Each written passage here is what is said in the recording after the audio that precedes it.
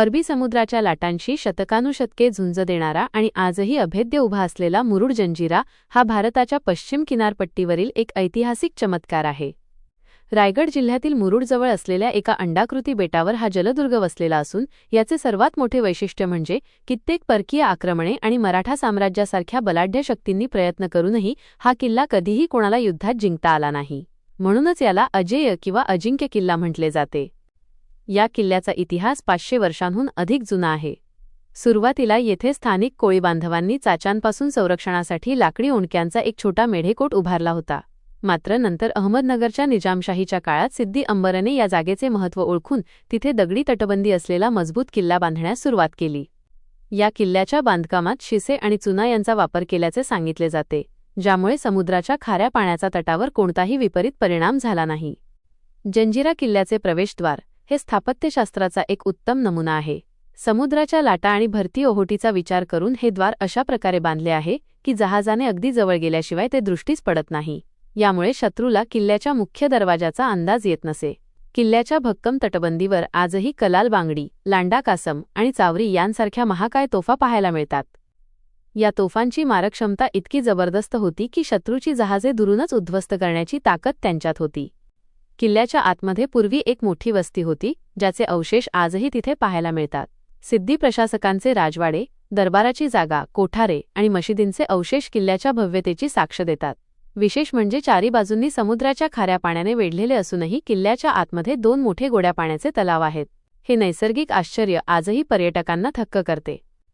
छत्रपती शिवाजी महाराजांनी हा किल्ला जिंकण्यासाठी अनेक मोहिमा आखल्या होत्या, परंतु भौगोलिक परिस्थिती आणि सिद्धींच्या आरमारी ताकदीमुळे तो ताब्यात घेता आला नाही. पुढे संभाजी महाराजांनी तर जंजिऱ्याला शह देण्यासाठी समुद्रात पद्मदुर्ग नावाचा दुसरा किल्ला उभारला होता. तरीही जंजिऱ्याची तटबंदी आणि त्याचे स्थान यामुळे तो अजेयच राहिला.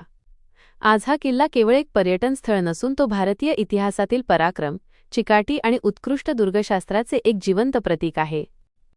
मुरुड जंजिरा किल्ल्याच्या इतिहासाचे आणि रचनेचे पदर उलगडले तर आपल्याला भारतीय सागरी इतिहासातील एका महाकाय आणि अभेद्य शक्तीची ओळख पटते.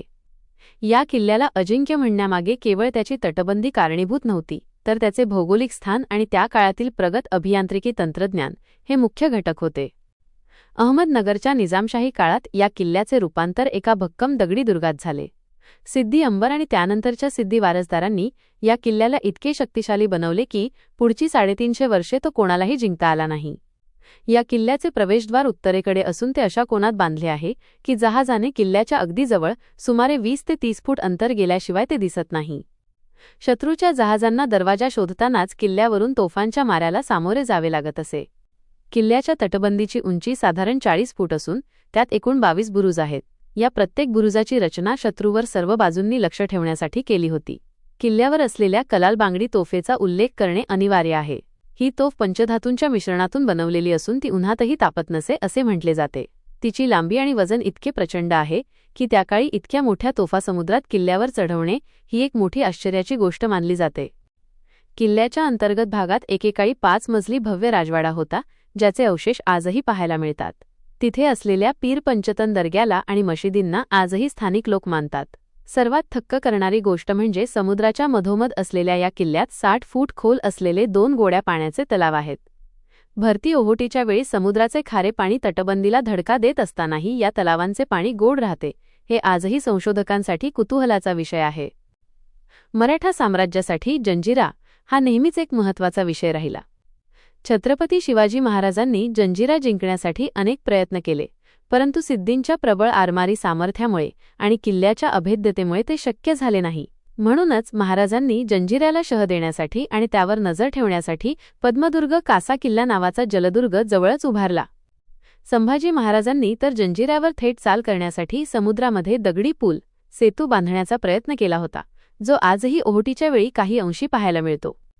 हा किल्ला केवळ एक दगडी वास्तू नसून तो सिद्धींच्या सागरी सत्तेचा कणा होता. 18व्या शतकात जेव्हा इंग्रज आणि पोर्तुगीजांनी भारतीय किनाऱ्यावर आपले वर्चस्व गाजवण्यास सुरुवात केली, तेव्हाही जंजिऱ्याच्या सिद्धींनी आपले स्वातंत्र्य टिकवून ठेवले होते. 1947 मध्ये भारत स्वतंत्र होईपर्यंत जंजिरा हे एक स्वायत्त संस्थान म्हणून अस्तित्वात होते. आज या किल्ल्याला भेट देणे म्हणजे इतिहासाच्या एका गौरवशाली अध्यायाचा अनुभव घेणे होय. समुद्राच्या लाटांचा आवाज, तटबंदीवरची शांतता आणि तिथे असलेल्या महाकाय तोफा आपल्याला त्या काळच्या युद्धांची आणि पराक्रमाची आठवण करून देतात. मुरुड जंजिरा किल्ल्यावर जाण्यासाठी तुम्हाला प्रथम मुरुड गाठवे लागेल. कल्याणहून तिथे जाण्याचे विविध मार्ग आणि किल्ल्यावर पोहोचण्याची सविस्तर माहिती खालीलप्रमाणे आहे. 1. मुरुडपर्यंतचा प्रवास कल्याणहून. खाजगी वाहन किंवा टॅक्सी सर्वात सोयीस्कर. कल्याणहून मुरुडचे अंतर साधारण 140 ते 150 किलोमीटर आहे. तुम्ही तुमच्या गाडीने किंवा टॅक्सीने 5 तासांत मुरुडला पोहोचू शकता. कल्याण वजा पनवेल वजा पेण वजा अलिबाग वजा रेवदंडा वजा मुरुड असा हा निसर्गरम्य प्रवास आहे. बस प्रवास MSRTC कल्याण बसस्थानकावरून मुरुडसाठी थेट ST बसेस उपलब्ध आहेत. साधारण सकाळी 5 ते सकाळचे 6च्या दरम्यान काही बसेस सुटतात.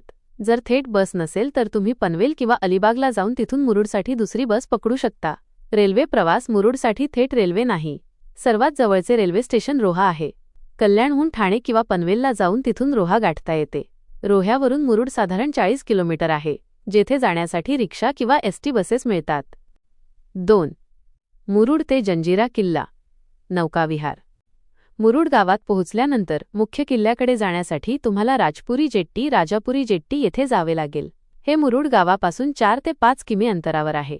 शिडाच्या बोटी. राजपुरी जेट्टीवरून किल्ल्यावर जाण्यासाठी शिडाच्या बोटी सेल बोट चालतात. हे या प्रवासाचे खास आकर्षण आहे. बोटीचे तिकीट एका व्यक्तीसाठी साधारण 50 रुपये ते 100 रुपयेपर्यंत येण्या-जाण्याचे तिकीट असते. वेळ. बोटीने किल्ल्यावर पोचायला साधारण 15 ते 20 मिनिटे लागतात. बोटचालक तुम्हाला किल्ल्यावर फिरण्यासाठी साधारण 45 मिनिटे ते 1 तास वेळ देतात. त्यानंतर त्याच बोटीने तुम्हाला परत यावे लागते. 3. किल्ल्याच्या वेळा आणि महत्त्वाच्या टिप्स. वेळ. किल्ला सकाळी 7 ते सायंकाळी सकाळचे 6:30 पर्यंत पर्यटकांसाठी उघडा असतो. मात्र समुद्राला मोठी भरती असल्यास किंवा हवामान खराब असल्यास बोटींची सेवा तात्पुरती बंद केली जाते. शुक्रवारी वेळ. लक्षात ठेवा की शुक्रवारी दुपारचे 12 ते रात्रीचे 2 या वेळेत नमाजसाठी किल्ला पर्यटकांसाठी बंद असतो. प्रवेश शुल्क. किल्ल्यात प्रवेश करण्यासाठी कोणतेही वेगळे शुल्क नाही, फक्त बोटीचे तिकीट लागते. भेट देण्यासाठी सर्वोत्तम काळ. ऑक्टोबर ते मार्च हा काळ सर्वात उत्तम आहे. पावसाळ्यात जून ते सप्टेंबर समुद्र खवळलेला असल्याने सुरक्षेच्या कारणास्तव किल्ल्यावर जाण्याची बोट सेवा बंद असते. विशेष टीप. राजपुरी जेट्टीवर पार्किंगची सोय उपलब्ध आहे. जर तुम्ही खाजगी वाहनाने जात असाल तर जेट्टीजवळ गाड्या लावता येतात. किल्ल्यावर पिण्याच्या पाण्याची आणि सावलीची सोय नसल्यामुळे सोबत पाणी आणि टोपी जवळ ठेवणे केव्हाही चांगले.